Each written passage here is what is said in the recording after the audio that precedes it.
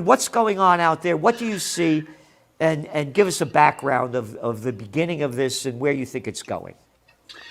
Well, I have been covering this and everything leading up to it now for the last several months. I visited the Donbass region for 1 full month in 2019, which is that part of eastern Ukraine that separated after the coup.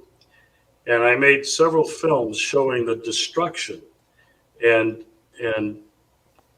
declaring and showing mass graves where in that period of 2014 and 15, 14,000 innocent civilians were bombed and shelled.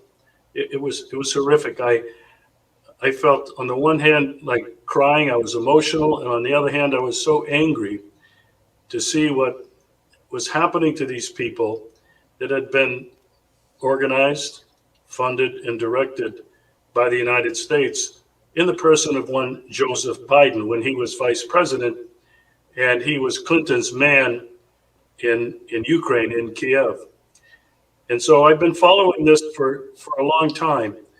Now, what I understand is happening now, right now, in Ukraine with this intervention by the Russians is that they have been very deliberate in avoiding the killing of civilians. And that's why this has gone so slow. They have surrounded cities and created what they call a cauldron, where nothing goes in and nothing goes out except humanitarian corridors. They've been accused, the Russians have been accused, and I'm sure you're aware of this, of bombing a maternity hospital, which was fabricated, bombing a theater, which was fabricated, and other atrocities, which the neo-Nazis, and I don't use neo anymore, I just call them Nazis. They're direct descendants of the Nazis of 1940 to 1945. So the Russians have been using artillery, hypersonic guided missiles to destroy strategic command centers, military bases, other military infrastructure, radar, etc.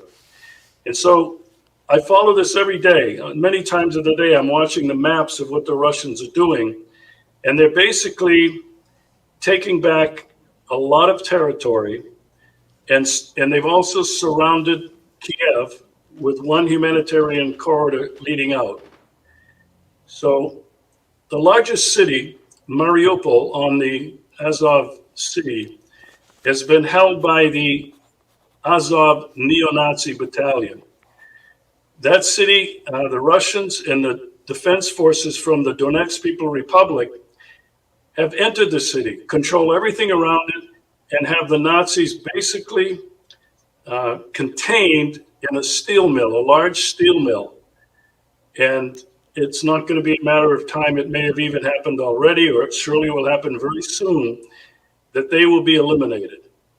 And then the focus will be on Kiev.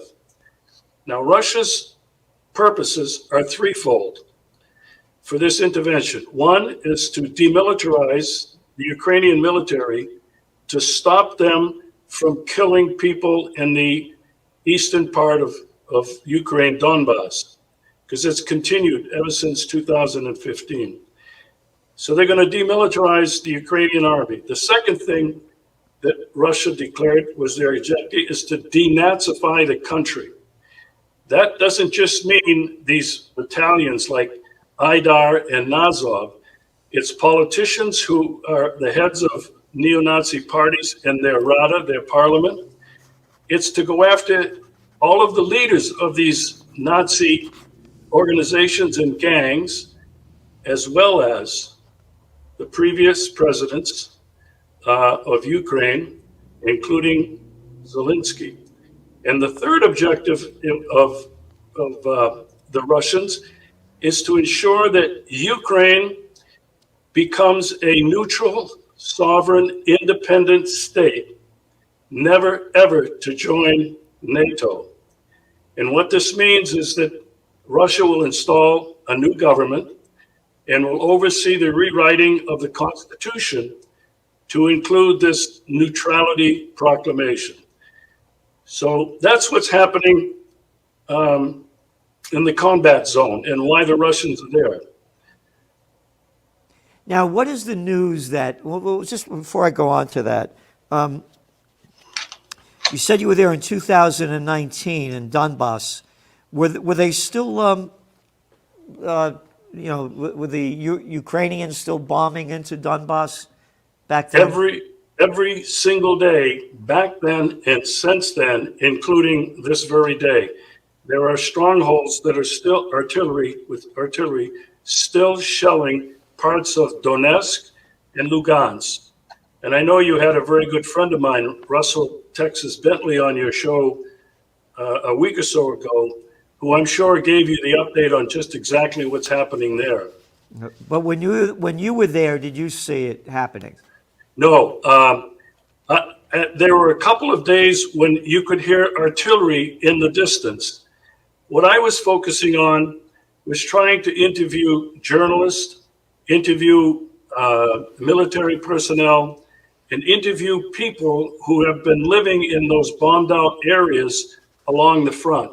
That was my focus, to try to show this emotional story about what's happened to people, little old grandmothers who are living with this terror every single day. So that was my purpose for going there. Now, what is the news coverage coming out of Russia regarding what's going on in the war? You know, Gerald, that's a really interesting